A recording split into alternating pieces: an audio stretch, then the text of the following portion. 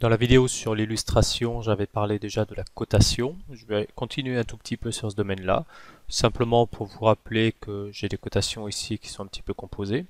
Mais j'ai une barre d'outils d'annotation qui est un petit peu plus complète.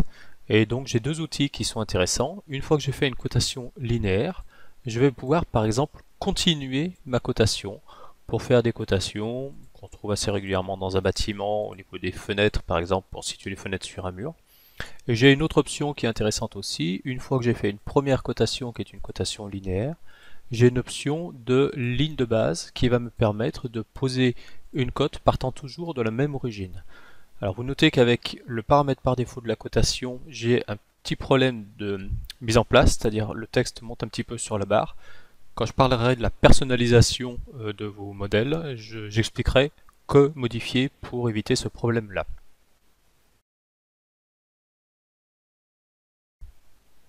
Dans les outils d'annotation, je peux aussi remarquer l'outil ligne de repère qui me permet d'aller simplement poser une ligne pour pointer un objet et décrire cet objet en mettant une étiquette ou un texte par exemple. Je clique à côté ensuite. Notez que j'ai une option pour rajouter des bras à cette ligne de repère pour pointer sur deux ou trois directions différentes par exemple. J'ai derrière des options pour aligner des lignes de repère.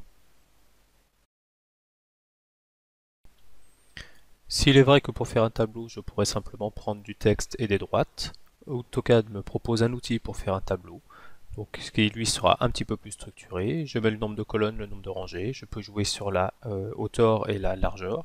Je valide, je vais placer mon tableau et je retrouve un tableau un peu du type Excel où je peux rentrer du texte avec toujours les éléments de justification. Je peux ici jouer sur le fait de fusionner des cellules.